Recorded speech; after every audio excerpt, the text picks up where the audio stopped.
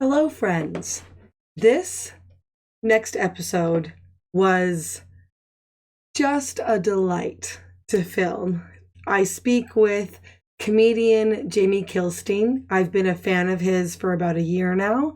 So it was really cool to be able to just chat with him about his journey, about where he came from, how he got to the space that he is now with his current podcast.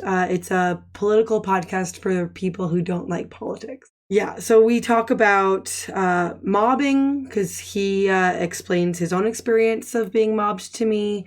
We talk about how mobs can form not only on the far right or far left, you can have mobs in the center as well.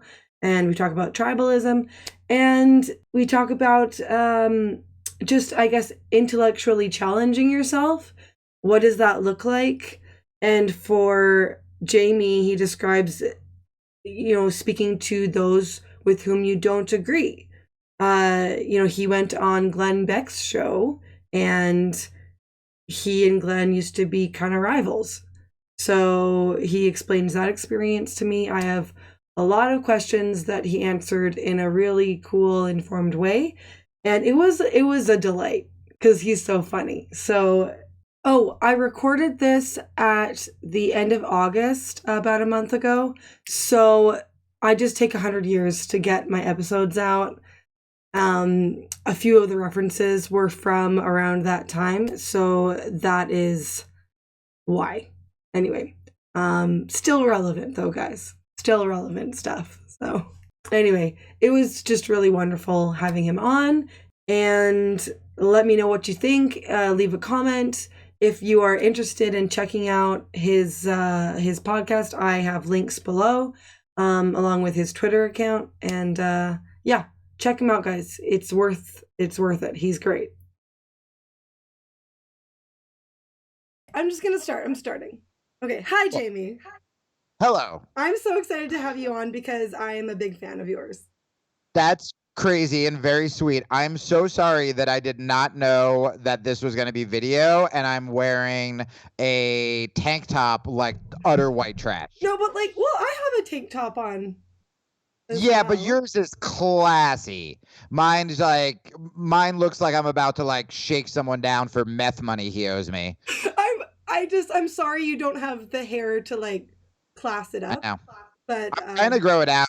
It's like weird middle, again, just utter trash phase right now. You know is what's happening. It's just a conversation starter, which is how we started this conversation. Yeah, where they go, hey man, are you okay? And I go, we're having a conversation now. Don't make me laugh the whole time. My first professional comedian, folks, Jamie Kilstein. Oh, cool. You have that makes me feel better. Okay. So I'm definitely funnier than academics. Okay. Yes, you are. Okay, so here's the thing. You are branching out yourself, being comedian plus other things. So sure. Can we start where you decided to sort of switch your life path, I'm gonna say.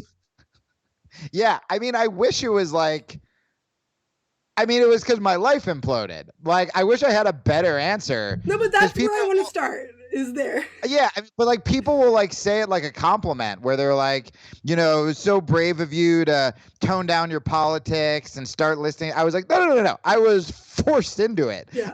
I'm thrilled it happened, but man, I wish I could be like, well, I read Jordan Peterson's 12 Steps to Life or whatever, and I just knew something had to change. It's no, some fucking girl I dated got mad, and I was all right, hold on. Let me try to present this so I don't sound like a douchebag. I'm letting the tank top take over. Resist. Here's what happened. Okay, so when I started podcasting originally, I was just a stand-up. And I was known as a political stand-up because it was after 9/11. It was during the George Bush years, and people weren't doing political comedy. Okay. Just because everybody was tense.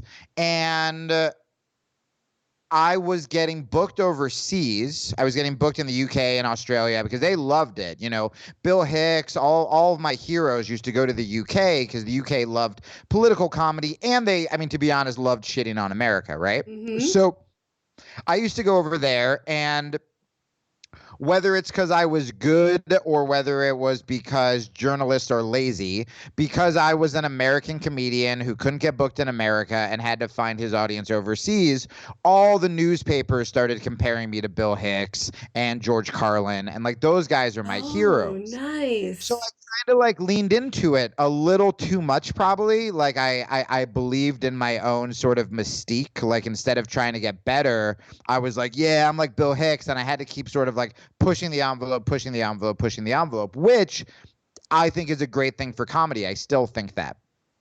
But then what happened was I started to get a little more notoriety in the States. I had like 1 year that I kind of call like the year I was almost famous, where that was the year I did like Conan and The Green Room, and like Robin Williams discovered me, and like everything sort of started to blow up.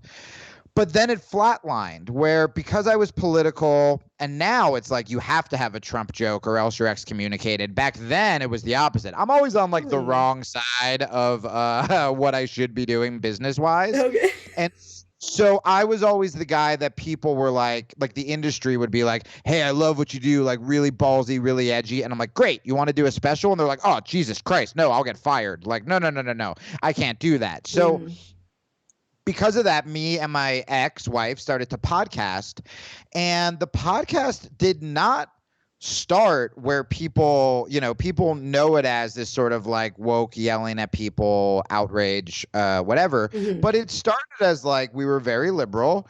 My comedy wasn't political because I was preachy like I became. It was political just because I was like, I'm a high school dropout.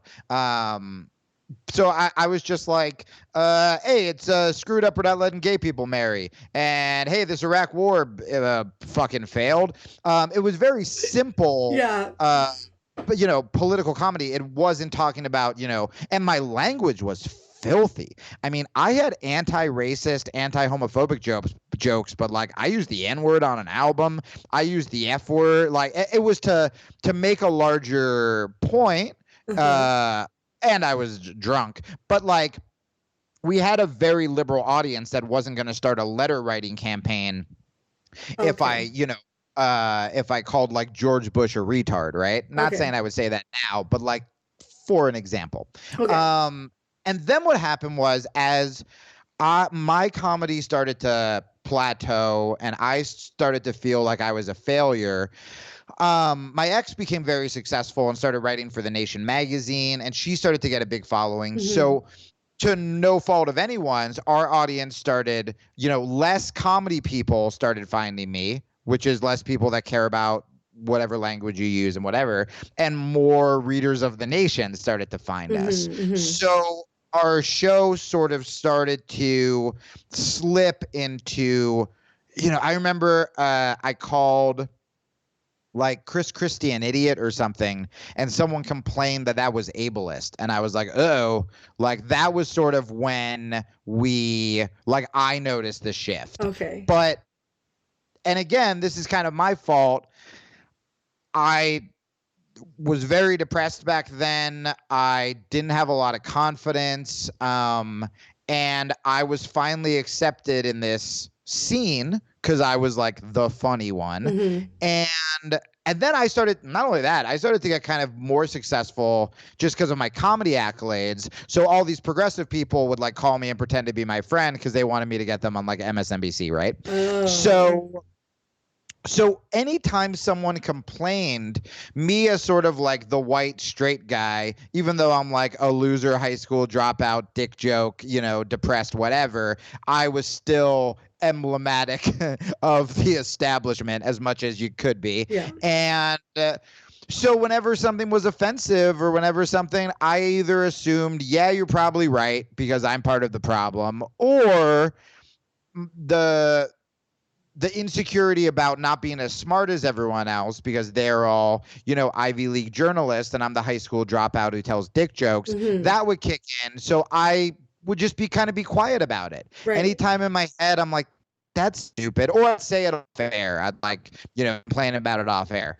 So I just kind of ended up doubling down on all of that. That's what you do when you're scared, right? You either run away or you double down. And so I went from being the comedian that every interview was about free speech and about you got to push the envelope to suddenly I was the guy on MSNBC complaining about problematic jokes. And it wasn't a calculated, nefarious business move because no one liked me except for this niche circle of the left. It was just, I thought it was the right thing. And I felt kind of dumb when I would get called out, and I wanted to be liked, and I had friends for the first time. So, and I've talked about this at length on Rogan's and stuff like that, but I just became that guy that I would open the computer and I would see who everyone was mad at, and I would not have time to read the article because you got to get your hot take out. So I would look whoever was trending and I was like, great, we're going after that guy. And I would construct my joke and then I would just sit there refreshing it, looking for likes and looking for validation because I didn't have that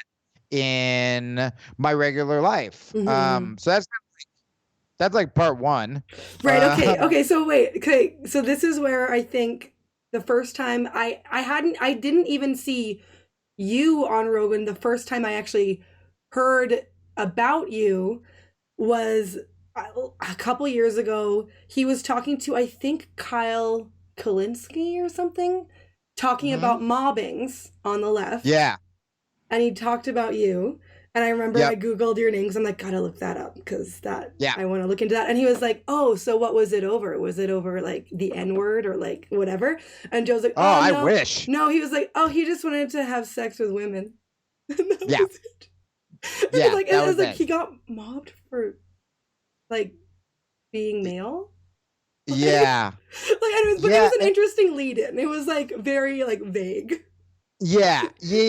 No, and then Joe's been so great because I think recently he was talking to like Sam Harris and he mentioned me and like he's been really sweet about it. But yeah, I'm glad you set it up because it's been, I don't know, 6 years since like the girls I like hooked up with who started this thing, and then it's been 3 years since the mobbing. Yeah. And I still feel like a lot of shame about it. Like I remember I did this like right wing, like Glenn Beck had me on his show, which was crazy. Yeah, and I do want to ask you about. We used to be enemies. Yes. Yeah, we can talk about that later. Yeah. But I remember I did this one guy's show, and there was this blonde woman who co-hosted it, and she was wonderful and beautiful and super smart and funny. And at the end, she just goes, I just want you to know that like you're really brave and what you did meant a lot and what you said means a lot. And I like went up to her afterwards and I was like almost in fucking tears, where even you setting that up in like a really funny way, I still like, before I talk about it, if a woman or especially someone I respect will set it up like, hey, what happened to you was stupid, I almost like snap out of this like shame trance where I'm like, right, what happened to me was kind of stupid.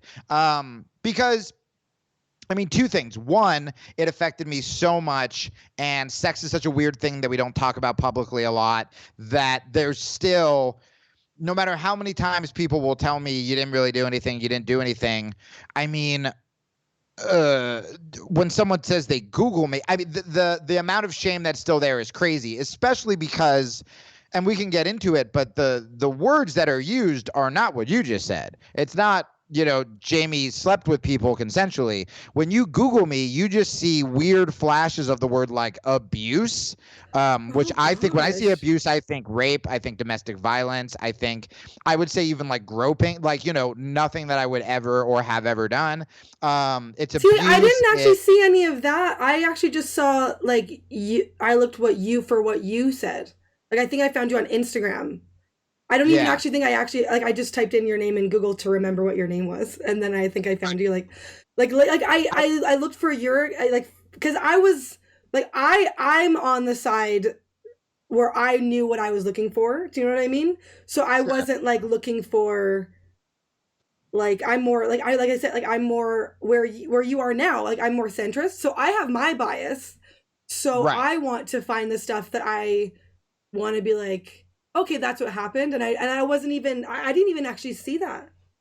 Sure. Well, yeah, I mean, it's there. And I mean, my Yeah. girlfriend's parents, when they Googled me, I mean, I still get nervous saying my last name. And what's funny is the Really? majority of people, I mean, everybody who has ever stopped me on the street, whoever knew me, has only said wonderful things. But in my head, anytime someone knows me or, whatever, I think they're going to think I'm Whatever this Google monster. says. Yeah.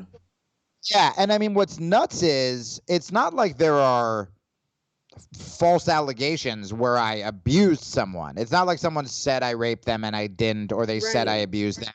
It is that we as a society have decided to conflate these things where a bad breakup is emotional abuse, Right. where hitting on a girl is harassment, which, by the way, it can be. If you are relentlessly going after someone and they're saying no, if you're sending unsolicited dick pics, if you're using your power to threaten a woman into having sex with you, right? There's still so much valid assault and harassment that happens that we don't talk about. And we had to be so careful about how we talk about what isn't, because then, of course, that swings over to, oh, so you're saying there's none. And it's like, no, that's not what I'm saying. And you're suddenly like a rape apologist. I mean, dude, I'll tell No. you, I had a woman who spoke at the Women's March call me after my stuff happened, and I wasn't like taking any phone calls. I disappeared off social media. I was suicidal, all this stuff. And this was one of the one phone calls for some reason I picked up. I think because I was like, I assumed it was going to be very bad, but I was like, fuck it, I might as well get over this. And she was like, what happened to you makes my job harder as someone who wants to take down actual, abusers, because it gives everyone this. I mean, it's like the Aziz thing. When the Aziz thing got conflated, yeah, when it got conflated into rape, she just regretted it. That's it. Right. And it's like, well, that one is really insulting to women who are raped, but also it gives sexists, it gives guys who are engaging in questionable behavior an excuse that now whenever somebody comes and was like, this guy was such a creep to me, even if this guy was a creep, a lot of people now go, oh, what was it, like that Aziz thing? And you're sort of taking you're blurring the line a little bit, where now you're giving people reasons to take actual problems less seriously. And it's been wild. Like, the majority of people who even listen to my new podcast are women, which is fucking great, and that makes me very happy. However, every once in a while you will get that, that person who comes up to you and is like, hey, man, I heard you on Rogan. You're like, oh, thanks so much. And they're like, these fucking sluts, right? And you're like, no. That's not I don't want to be in that. And that's why the main reason I don't like talking about it that much is there's plenty of stuff that I've never said on air that would, the very little things I was accused of, half of them weren't true. And it would make me look a lot better. And it would, the one thing I did do that I that was 100% my fault was, like, I cheated that one time. That's kind of what started it, was I had this like affair. And, look, I should have been man enough to get out of my relationship. I mean, there's so much stuff that I've worked on that has nothing to do with abuse, but that I've just worked on to be a better man in general, to be more honest, to be less victim-y, stuff like that. But there's stuff I could say publicly that I haven't said that would even make the cheating people go like, oh, shit, okay. And I kind of just made a decision when all this happened that if I'm going to come back into public, or if I'm going to not kill myself, I'm like, I can't be bitter. Right. I can't turn into that guy. I can't turn into and it's hard because a lot of people on our side, whatever that is, in the kind of center or towards the center right, you see them start to go down the path that I went down on the left, even though we're supposed to be the sort of centrist where it's just like, oh man, I appreciate what you're doing, but is part of this coming from like revenge? Like, are you just and I couldn't let that happen to me. I couldn't become the sort of right-wing woman-hating guy. People would have loved that. Oh, I would have made so much more money. My podcast would be more popular if somebody, dude, if I was just like the anti-feminist guy who used to be a feminist and I could, you know, write a bunch of jokes about how women are crazy and about how I was, oh my God, I'd be rolling in money. Right. But I've just desperately tried like not to be that. Well, I know, because you want to be you.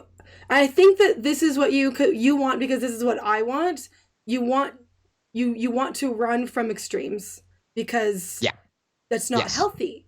And you seem to kind of be in a space where you're like, I want to be healthy. I also want to point out the fact about how it's so, because I even like hearing you explain it helps me to see, oh, when I hear about mobbings, that I'm like, that's ridiculous.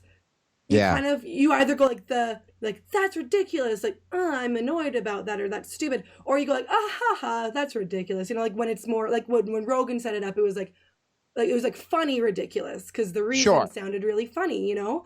Like stupid funny. And it's like, oh, like it's a good reminder hearing you explain where you were at. It's like we're on, like those of us who hear about it are like, oh man, we've got your back. Like, no, that's stupid. But you're like, yeah, but like it was so horrible. Oh, I mean, yeah. Like I lost everything. I don't, you know, it's so funny. People are like, because I wrote for Quillette or I went on Rogan, so like, oh, Jamie's going right wing now to get that money. And I was like, bro, I don't have a savings account. Like, what do you mean to get money? If I wanted to get, and that's the problem with the left too. If you don't sell out, they'll still call you a sellout. If you're not racist, they'll still call you a Nazi. So then people go, well, what's the fucking point then? I might as well sell out. I might as well become right wing. I might as well. And I think the biggest thing is like, and I'm actually curious. I wanted to ask you this because we have like kind of similar friends and similar tribes. Sometimes I see our people starting to mob. Yeah. But they're mobbing extreme woke people. So like it's okay.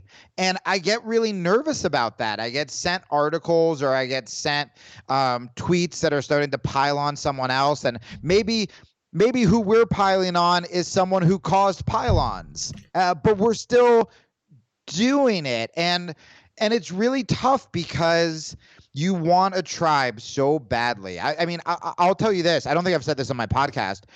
The times I've considered like selling out and going more conservative aren't even because of business. It's not even because of money. It's because of friends. It's because when Glenn Beck flew me to Texas last week and I hung out and I went drinking with all of them, and there were, you know, cool, funny girls and really cool guys, and like they wanted to take me shooting, and like everyone was like, I totally understand what you've been through. I wasn't suddenly like, oh my God, like we need to ban abortion. I was like, oh my God, I have friends. You know what I mean? Like I wasn't like, we got to build a wall. I was just like, do you guys want to like be like text buddies? I was just so desperate for that. And I think a lot of people in our sort of center world feel that way too, because we feel alienated by the right, we feel alienated by the left. But what scares me is that now that we're starting to get some power, we're going to use it. What scares me is that, are we going to start doing the same thing by mobbing people or by getting all like, okay, so like that Jessica, whatever, that the balls waxing, whatever. Jessica like, Yaniv or JY. You can just say JY. Great. Okay. So like she seems like a fucking lunatic. And I talked about it on my show, not just about the ball waxing, but I also talked about it from a progressive point of view where I'm like, yo, you're being the stereotype of what conservatives think a trans person is. Yeah. And I know a lot of trans people who aren't like, fucking touch my balls. Like, you're clearly just a person doing this for attention. Mm-hmm. Like I was a liberal doing whatever for attention. Mm. So like I had a take on it. Cool. But then what scares me is like, I feel like our group now has become like obsessed with this person. Yeah. And what I do start to wonder is, are we getting that same adrenaline rush from going after people, as horrific as this person may be? And I do think that she is a horrific person. Just my opinion. Yeah. But like, when we start to at her on Twitter, when we start it wars just back feeds the beast, right? it's the beast. And I'm like, fuck, this is exactly what we complain about. This was what I wrote about in Quillette. Yeah. And now I see some of the like kind of Quillette type people do, and these are my friends, by the way. Yeah. But I was like, I'm so scared that we're gonna get sucked into, because I've been tempted to do it too. I know that's how to get retweets. I know that's how to get people to listen to my podcast, is start shit online. And instead I'll just tweet, hey, I saw Peanut Butter Falcon this weekend. It was a really brilliant movie. And it gets like 3 likes. And I'm like, motherfucker. Whereas if I was just like, I'll fucking wax your balls if you wax my ass. Like, oh my God. Twitter fans. Oh, you would have gotten so many. Okay. Yes. Like, that's my answer. Yes. We're just another tribe. 100%. I know. But you need to know. Admitting it. More than that, right? We feel like we are. We think, here's the problem. Here's what it is. You need to, like, I'm going to go full Jordan Peterson here, which is already tribal. Sorry. That's not, okay, no. We're going to go to the source. Jung. Carl Jung. Jordan Peterson is our holy leader, and we share prayers to Jordan Peterson every night before we go to bed. But I'm gonna go to who he goes to, who is Carl Jung. Know your shadow. Right? Yes. And then we'll go over to Nietzsche, and like, what is that? When you stare into the abyss long enough, it stares into you. Blah blah blah. So that's the sort of like, okay, and then Dr. Phil, we're gonna go over to him. Right. You can't change what you don't acknowledge, Jamie. So this is it. That's it. You need to know that I actually wrote this. I remember back, I started going on Twitter this past June, but the June before, June 2018. And I remember after a couple months. I love you remember your Twitter anniversary like it's the day you were shipped off to war. It's because it's like the day I was shipped off to like my dream job that I wish I could make money for. Oh, yeah. Okay, that sounds right. That's what it is. Okay, so I was like, I'm part of the Centrist tribe. Yes. And I had many people be like, no, it's just reasonable. And it's like, okay, but like, it's a tribe. Like it is. I'm like, I know it is. And so when I feel, and also when I, started seeing people the people who I kind of idolized, I was like, they're just people, like the academics, the aforementioned Jordan Peterson style type group. And I love him, by the way. Right. They're just people, and they make mistakes, and that's fine, and like they can have criticisms, that's fine. But what I find helps me is I'm kind of known as like the nice Canadian on Twitter. Like, that's kind of my thing. And I do have people message me.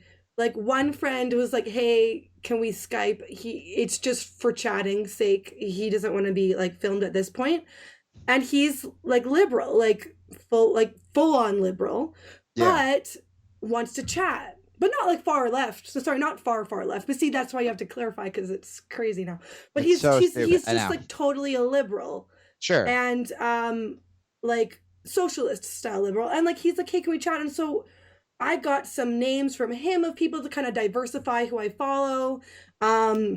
There's this guy, Michael Brooks. So he's like a kind of leftist Michael YouTuber. Brooks, did you say? Yeah.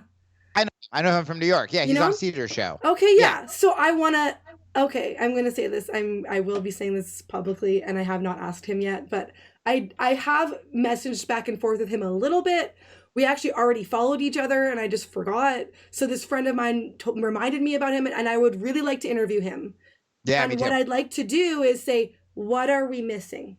Like on the left. Like, he's not far left. He's not like in the applied postmodern sort of grievance studies, but he is left. And we've been told we've missed we've left, that there's no more left. Dave Rubin, why I left the left, because there's no reasonable left anymore. But there is, I think. I know. Well, and I think the people who are reasonable just aren't on Twitter. That might be it. Yeah, as well. And I also think that the people who are reasonable, even if they are on Twitter, seem less reasonable on Twitter. Because it's Twitter, because again, when I tweeted, I remember there's this dude from the Blaze from Beck's network who, after the El Paso shooting, sorry, you listen to my podcast, so you probably heard me talk about this a million times, but he posted, hey, we have to do something. Something has to change. Right, yeah. And he mentioned white supremacy, and he mentioned gun control. And I was like, holy shit, I didn't know Republicans did this. I legitimately, when I never followed people on the right, I just assumed anytime there was a mass shooting, Republicans on Twitter were like, yeehaw. Like, I didn't know. Yeah. Which is insane. It's like, of course they're going to be anti-massacres. Of course they're going to be horrified when children die. In fact, as gun owners, they're probably even more horrified because they're responsible gun owners, and they're like, great, everyone's about to come after me, like I'm suddenly pro school shooting because I have a gun to protect my family, right? Yes. So this guy Jason writes this. So I retweet it. And I'm like, yo, here's it, because I still have mainly liberals that follow me on, like, my podcast is pretty 50-50, but Twitter, it's still, you know, from my years of being an asshole, it's still mainly liberals. And so I was like, yo, here's a conservative who wants to do something about gun control. I'm a liberal. I want to do something about gun control. Let's start the conversation. And I thought it was this big, like, Martin Luther King moment. Yes. And every conservative who responded was like, you know, too many children are dying. We have to do something. We need sensible gun regulation. And the fucking liberals who wrote in were like, tell that guy not to work for the Blaze. Like, why'd he vote for Donald Trump? And I'm like, dude, if you finally have a guy who's saying, I want to do the thing you want, and then all you're going to do is yell at him, do you honestly think that more conservatives are going to come forward? Like, I did a TV show on the Blaze's network, and I asked them, I was like, are you guys for kids in cages? And they were like, no, it's horrible. But they had to break out of that.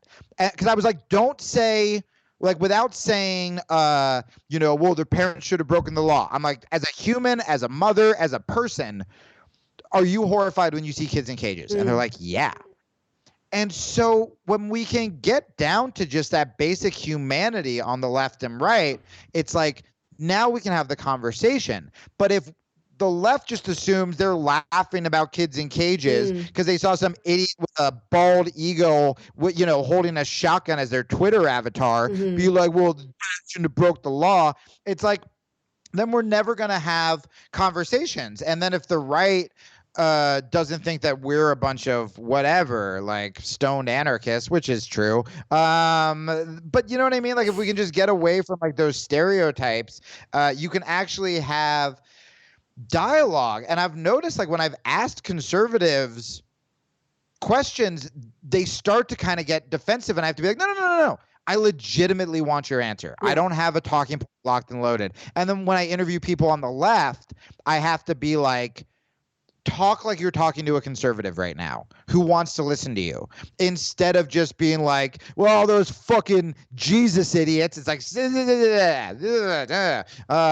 what would you say to the, you know, like what do we have in common? And you find out we have a lot in common, and we agree on a lot, and we're being fucked over by the same people. You know, it's the powerful Democrats and the powerful Republicans are all fucking us. Okay. I have a nice.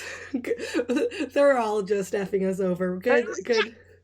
Okay, because I want to get to the Glenn Beck thing, because I have a friend on Twitter, like, you know, James Lindsay. He's one of the grievance studies guys. Yeah.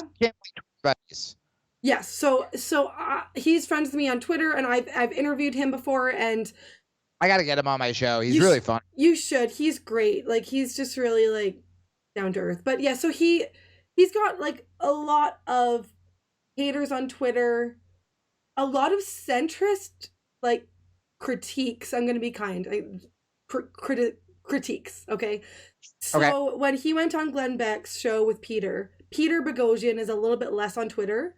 He doesn't really get it as much, but people get quite upset with Jim because they're like, you're just a shill for the right now. And they did it with Bridget too.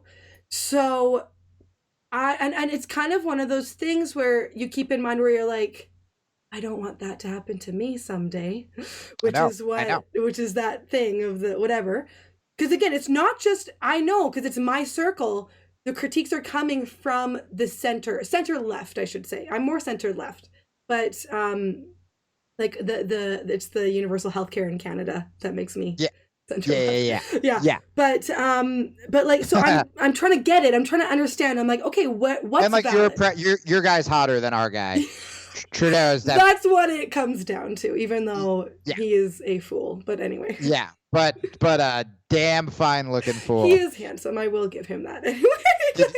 Did you see the pictures? It took all my willpower not to tweet because it's so mean, but there are pictures of Trump's wife from this morning, like next to Trump, and like her and Trudeau are like gazing into each other's eyes as Trump's just like standing there. It is so upset. And everyone's saying the same thing where they're like, have you ever seen her look at Trump like that? And I was just like, I can't. It's so mean. I can't. Like, Trump's a monster, but I was just like, this is horrible to watch. You're human. Okay, so I'm so sorry. No. Well, tangents are fun. Okay, so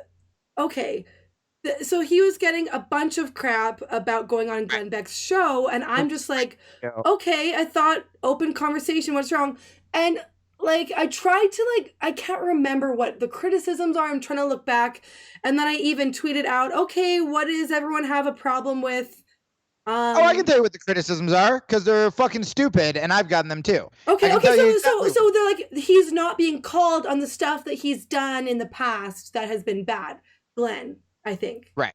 Well, if they listen to Glenn, he's apologized for. So that's what I wanted to ask you, because I think you said that on your show, that he has addressed his past wrongs, I guess. That's why he had me on. I don't know if that's why he had Bridget on as well, but he was like, you were an extreme version of on the left and I was on the right. And he's like, and I did a lot of damage with my rhetoric. Okay. And now he's just trying to be a better person. Okay. And the thing with the left, you know, going back to cancel culture with what happened to me, or going back with or what we're talking about now, is the thing with the left is like, man, weren't we the party of forgiveness like back in the day? Like, aren't we always talking about prison reform? Aren't we always talking about giving people second chances? But somehow it's like, hey, Aziz is doing stand-up comedy again. And you're like, burn him. Like, he should be working at a Starbucks. Like, people, I did my first left-wing show in a very long time. My friends Rania Kolick and Kevin Gostola, good, very hard left journalists. And they were like, and they were friends with a lot of my old friends. And they were like, dude, those people literally just wanted you to die. Like, they went from trying to get favors from me, like being my friend, to just, he should never be allowed on stage again. He should never. And it's like, I had an affair. And, you know, I mean, Louis is an example I don't like giving because there's debate over, you know, how bad what he did was. Right. But let's say you think it's as bad as whipping your dick out can be. There's still a prison term for that and a release date. Okay. And so, you know what I mean? Yeah. As opposed to, he should never be allowed to work again. Okay. It usually how conservatives frame that, by the way, is conservatives go, which liberals should be very concerned about this, is conservatives go, if you have a bad tweet, liberals want you fired and canceled forever. But if you're a murderer, they want to get you out and make sure you're treated better. Now, is that actually what we want for prison reform? Not really, but that talking point does kind of add up. It's a bit of a caricature, but it does seem to me like, because I am Canadian, but I do have half my family's American. And so they are all Republicans. And so I know, like, I grew up, like, every summer, like, I grew up and like my mom's, she was. We chased Mexicans down on the farm. Yeah. Oh gosh. Like, no, my grandpa had a cotton farm and employed a lot of. So anyway, it wasn't like a cotton farm in the 1800s, Jamie. Okay. He didn't own slaves. He just employed a lot of Mexicans and called them not the best names. Anyways, but you know, may he rest in peace. He's in heaven now. So anyway, so I have a lot of. Say those names in peace and quiet. Well, I like to think he's been reformed at the pearly gates. Okay. Right. So I mean, so by the way, like it was like the casual stuff. It's not like he was, you know, like a lot of people. I'm 100% kidding, and I'm not I casting know. judgment. I just like I want to be like my poor I grandpa. can't ask. I know. Can you imagine? This is just me being like old woke Jamie, being like, "Oh, apologize for your problematic old grandfather." I know. Actually, they lived in Casa Grande. Like that's where their farm was. Is in Arizona. Oh, word. Yeah. Anyways, because I know you're in Arizona. Anyway, word for Arizona in the dry desert. Anyway, so okay, so I remember what we were talking about before I ruined it. Okay, wait. So, okay, people being reform, prison reform. So the conservatives, Republicans typically want punishment for the crime. Sure. And the liberals or Democrats want rehabilitation, typically. And I kind of think I like the idea, again, like a good centrist, I like the idea of both. And that's why I think the point is that you were getting at is where's the forgiveness outside of the prison?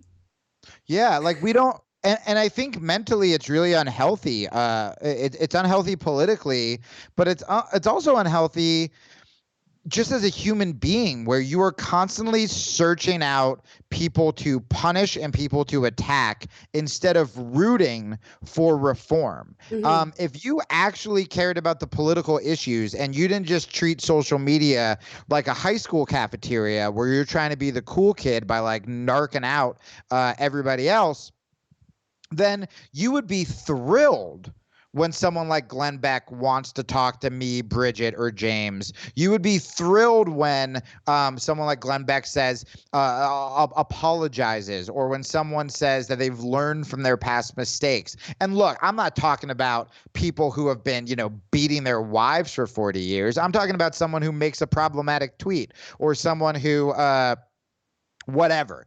But all they can see is him, though. Jamie, I know. all they can see is you talking to him, and not that you should. Okay, the people I'm talking to, they're not saying the no platform thing.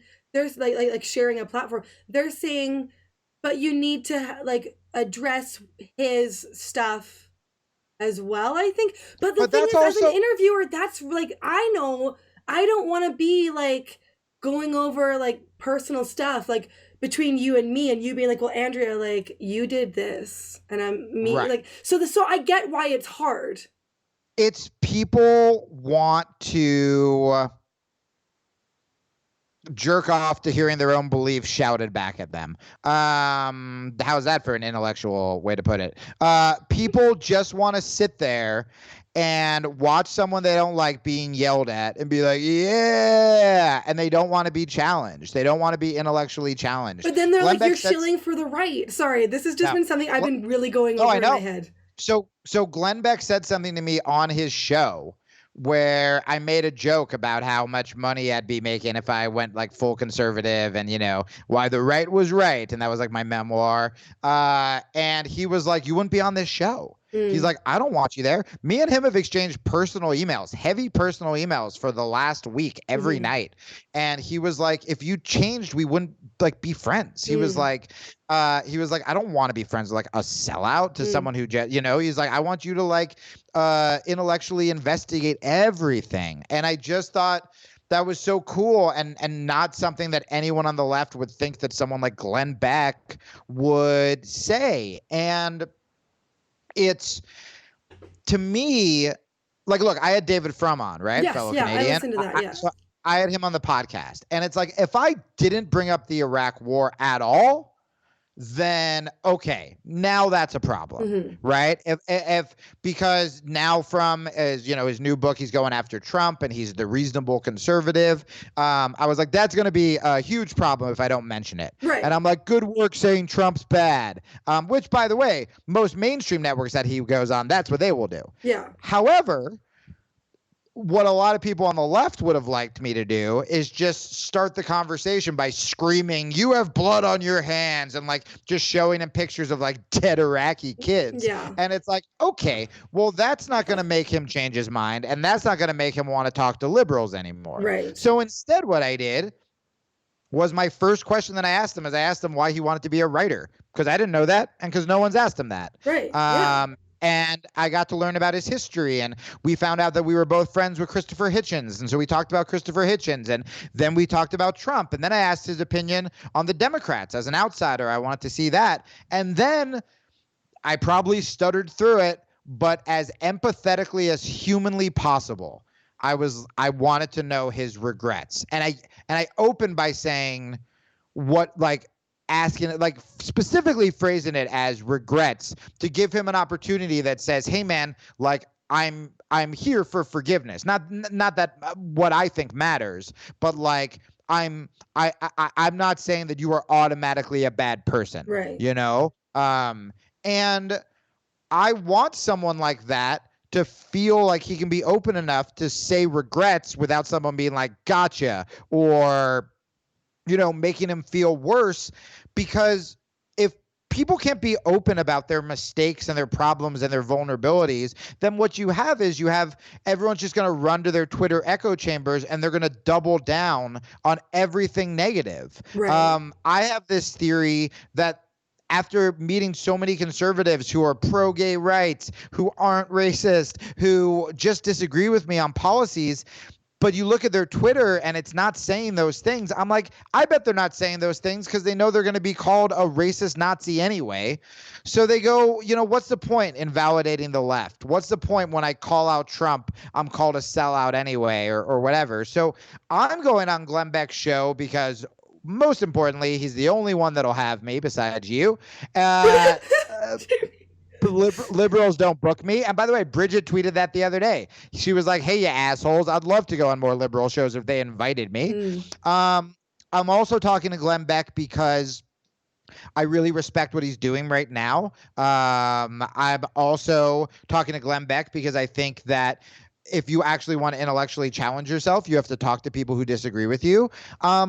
But what people forget, and maybe this is like the sneakier part, but it's like, I want to represent the left. And I want to talk to his audience and show them that we're not all crazy, Right. and that, you know, we can disagree on taxes, but like, maybe you be cool about gay people having sex, you know? Like, I want to do little trade-offs like that. I want, even if they disagree with me, I want, when they're talking with their buddies, you know, like the dudes I went drinking with in Texas who work for the Blaze, when they're hanging out with their buddies and they're all like, man, liberals are such fucking pussies. Even if this guy doesn't agree with me, my new buddy Chad can be like, yo, I hang out with like this like MMA guy, and he's really funny and he's open, and like we're gonna go shoot guns. Like they're not all that bad. Right. So, but when all the people you're talking about, when they don't want James or me or you or Bridget to go on these shows, it's like, oh, are you just a liberal? Like, because you're like a little hipster and you want to be the person who's like, well, I knew that band before they got famous, and you don't actually care about changing people's minds. You just want to feel elitist because cool. And I got to tell you, the more I go to mainstream comedy clubs, the more I like hang out in like conservative areas, fucking more people of color and more minorities. I hung out with more minorities at the Glenn Beck studio than I did whenever the group of the nation would go drinking in Park Slope, Brooklyn together. They were all fucking white. It's like, all right, you want more diversity in casting? How about we start with your drinking nights on Fridays, you hypocrites? Hypocrites! All of hypocrites. We're all hypocrites. So, okay. The thing, I think, actually, it's coming back to me, the critique that I actually thought they might have a point about. You're talking about, you worded it a little differently, but about like sort of mental masturbation a little bit. Sure. Yeah. So that sounds like me. You worded it like that. So I think what it is the critique that, yes, that I thought had the most weight is a lot of the times the people who are on the left, who are on these other shows, kind of like what you said about people only wanting to talk about hating Trump with David Frum, is like, oh, Yeah. you're only wanting to talk about your own critiques about your tribe, the left. But then Yeah. the people on the right will hear that as like, Yeah. see, even their own kind. See, and we're better. And Right. that's why the right is right and the left is wrong. And they even say it themselves. That's what I think is the most like, oh, okay, I don't know, but maybe. Yeah, even their own kind. That's my girlfriend. Okay. Yeah. So that's a really good point. You know what I do to stop that? I don't fucking do it. Okay. Like I just don't do it when I go on those shows. When I go on those shows, I make sure that I am talking about both sides. So like when I talk about how, like I talk a lot about this on my podcast about how people don't have principles. They're or like we need more principles over partisanship, or I don't know, some alliteration, people like that. So I said this on Glenn Beck. This is a talking point. I go, hey, if you were disgusted by the way Clinton treated women, you should be disgusted by the way Trump treats women. Right. If you were disgusted by Bush droning other countries, you should be disgusted by Obama droning other countries, right? And so I always make sure to be like, here's what the left's doing, here's what the right's doing. If I can see that critique if I just went on like Glenn Beck and I'm like, woke people are dumb, identity politics isn't real, build a wall, peace, Jamie Kilstein podcast. And it's like, drop the mic. Yeah, that's not good. But I will absolutely talk about my critiques with the left. But if I have a platform where millions of conservatives are watching me, you're for goddamn sure that I'm going to slip in stuff about gay rights, that I'm going to slip in stuff about empathy, that I'm going to like 1,000%. But yeah, I also am going to be like, maybe we should stop calling everyone on the right a Nazi. Right. And I am going to criticize the left. 100%. I'm going to do that. At the very least, even if it's like a 6-minute Fox News segment where they want me to talk about like that piece I wrote about meeting my girlfriend's conservative family, right. I'm still going to, at the very least, be like, yo, I'm still very liberal. Like, if you like me, I'm still liberal. I'm still for gay rights. I'm still, all this stuff. So I think that critique would have merit. And I think that liberals who go on right-wing shows should take that into consideration. Where it's like, hey, you have a platform right now in front of so many conservatives. Like, this is your opportunity. Okay. This is your opportunity, but I know exactly what you're talking about. And there are some people, and I've had to fight this urge, who once you start getting validation from the right, you're so happy to be getting validated that if you looked at your Twitter timeline, if you looked at the interviews you were doing, you do have to ask yourself those hard questions and be like, am I now pandering to a different group? Yes, and that's... I caught myself starting to do it. That's why I wanted to ask you, how did you not go down the right road? Not far right, but just right conservative Republican road? I mean, part of it is being like, there are certain people I respect, and I go, if they see this tweet, is it going to look like I'm being my old self? Part of it is just trying to have discipline. Part of it is, how does it make me feel?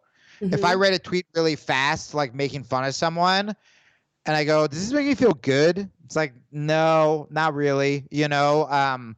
I'll still tweet about politics or things I think are dumb, but I'll try to either be like sillier about it or call it out from both sides a little bit. But I just have to I just have to be vigilant. But wait, why did you not want to, like, I get how you're keeping yourself like on the straight and narrow, we'll call it, the center and narrow. But how did you not just have the inward desire to be like, I think like they treated me like this. I think the stuff, all of the conservative stuff now. Like they're my guys. Like, how did you not just like go running to the other side? Like pendulum swinging is kind of what I'm thinking. Like, yeah. Like how, like I get how you don't, but how did you, like, why do you even want to stay in the middle? Like, why did you, yeah. I mean, I think, and this sounds, I mean, this sounds a little self-righteous, but I'm like, I just had to stay kind of true to myself. But I also, there were a couple moments where I tried or I thought about it. Mm-hmm. Like Dave Rubin's a really good example. Dave Rubin pretty much, I think blatantly when I interviewed him, when I was like, you're like conservative now, right? And he's like, yeah, I mean, now I'm like pretty much conservative. Mm-hmm. And which cool. Like, look, he has interviewed so many right-wing academics and stuff like that, where it's like, I completely get it. I respect it, whatever. I've also seen people who, while claiming to be in the center or calling out both sides, are just suddenly, start off conservative just when it comes to like free speech or PC-ness. But then like a week later, they're like, talking about like taxes. And then a week later, they're like abortions, baby murder. And I was like, okay, you've just gone conservative, and that's okay. I mean, I've definitely been around conservatives who have giving me a talking point I never heard on, like, let's say the minimum wage, like Ruben did. Ruben gave me a bunch of thoughts on the minimum wage and taxation that I never heard. And instead of just screaming at it, I'm like, oh, wow, I got to look into that because I never heard it. Right. Gun control, talking to way more gun owners. I've started to be a little more center, but I'm still desperate for regulation. I just don't think they're going to be banned, and I don't think that's helpful. So there are things I've gone a little more to the right on, but I feel like that idea to do a complete pendulum swing, like you said, I think that's calculated. Okay. And I can tell you because the moment that I had it was when I went from having a ton of money to sleeping on my friend's couch and holding my cat crying because I didn't know if I was going to have to give him away. Talib? And Is that Talib Kitty? Talib Kitty, who was roaming around here somewhere. He's being a shithead today. And I literally, as stupid as this sounds, and maybe your viewers won't believe it, but I was sitting there at night and I go, all right, time to watch some Ben Shapiro videos. And because I was just praying, because I was like, I saw the trajectory of how I could make money, and I was like, here we go. And I put on a Ben Shapiro video, and I was like, nope, still liberal. And by the way, I told it to Glenn Beck, and Glenn Beck laughed as hard as you. Like, he wasn't like, why didn't you come to our side? He was like, yeah, I get it. Maybe him and Shapiro have beef. I don't know. I know. I Shapiro is entertaining to me, but yeah. Sure. Oh, I love it. I'll always listen to him when he's on Rogan. Yeah. But anyway, so I kind of consciously did that. And then when I realized what I was doing, I was like, look, man, you're desperate, but this is gross. Okay. I'm not going to change who I am. Also, it's going to be inauthentic and it'll be popular for a year or two. But like, maybe if I was just a commentator, but as an artist, as a comedian, nothing ruins comedy more than inauthenticity. Okay. Whether that's you trying to be like the cool, edgy guy when you're a fucking dork, whether it's you trying to be political when you're not, just because everyone's making Trump jokes and you want to fit in. Audiences can sniff out when you're full of it and when you're not being true to yourself. And I would just be a terrible artist. And also I believe, and this is, and the business side. Okay, so I've given you the vulnerable side, the self-righteous side. Business-wise, I really believe that the space that we occupy right now, that Bridget occupies right now, I think when people stop being such cowards, I think we're going to be we were the first people that did this. And that's going to mean something. And our audience is going to take a lot longer to build because we're not doing it by like trashing people and we're talking to both sides. We're getting shit on by both sides.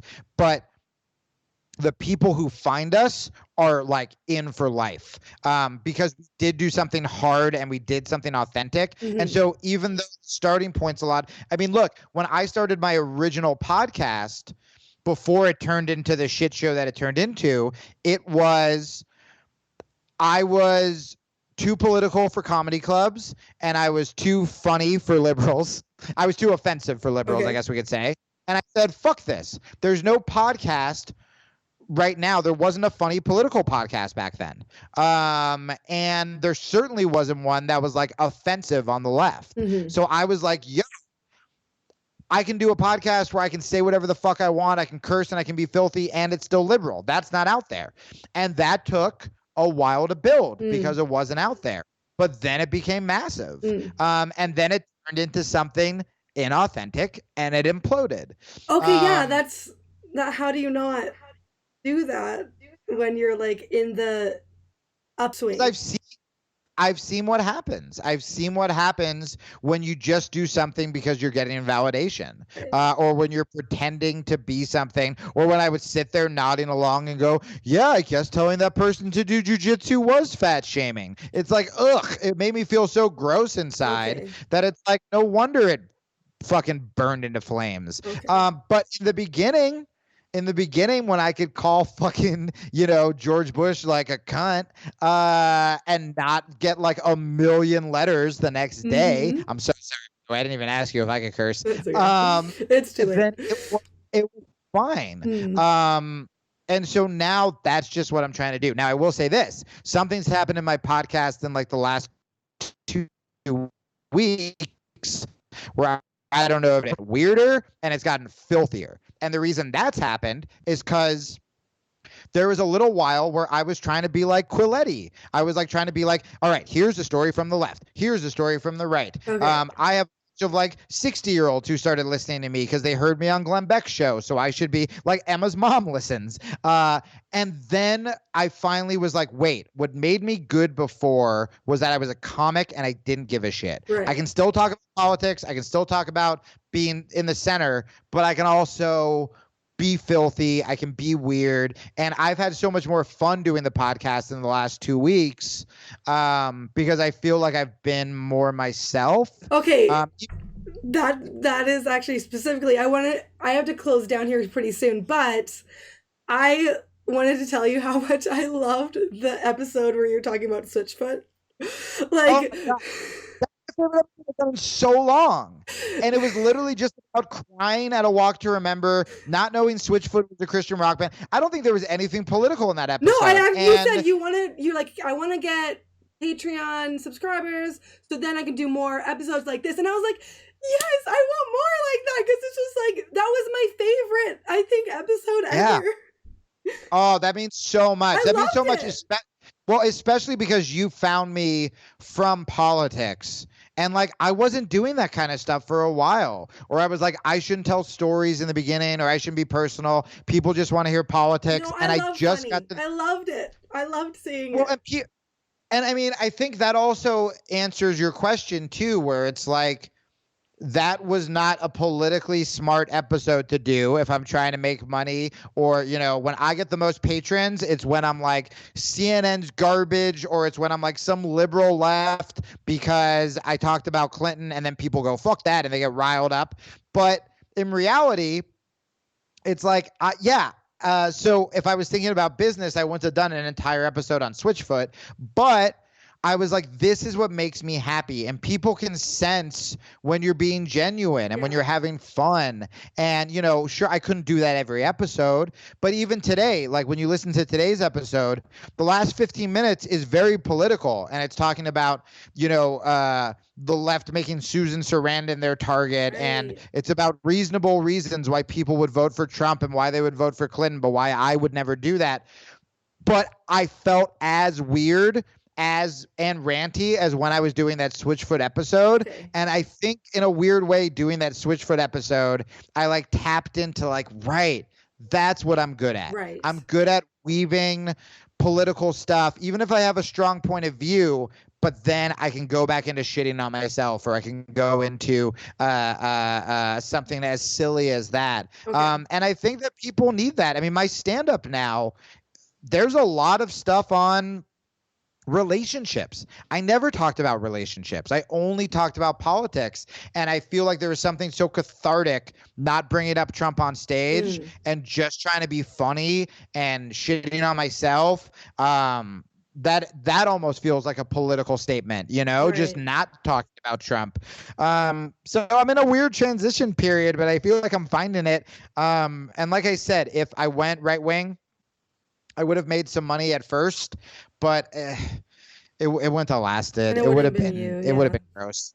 Ugh, it would have been Yeah. gross. Well, this is so wonderful to chat with you. I really, really I didn't even have to look at my notes because Oh, good. Yeah, Yeah. fuck that. I never look. I never write notes when I do interviews because I'm so scared I'm gonna miss something cool because I'm like I gotta get to that question, you know? Like even like the From thing, like I knew I was gonna ask about Iraq last, yeah.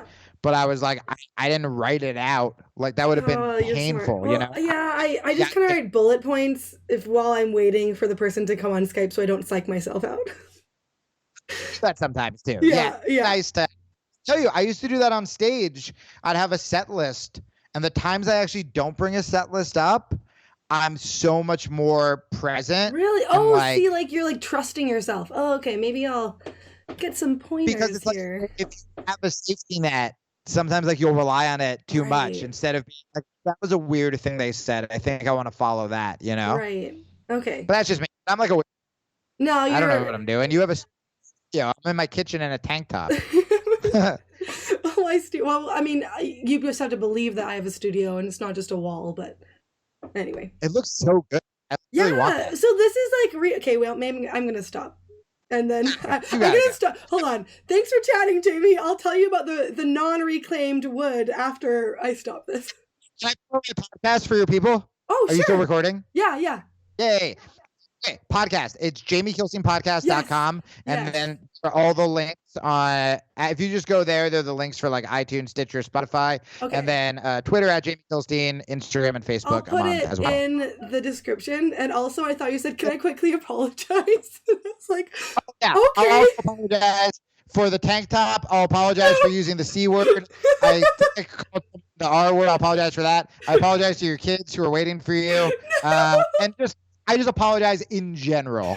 Okay, my bad. Okay. Okay.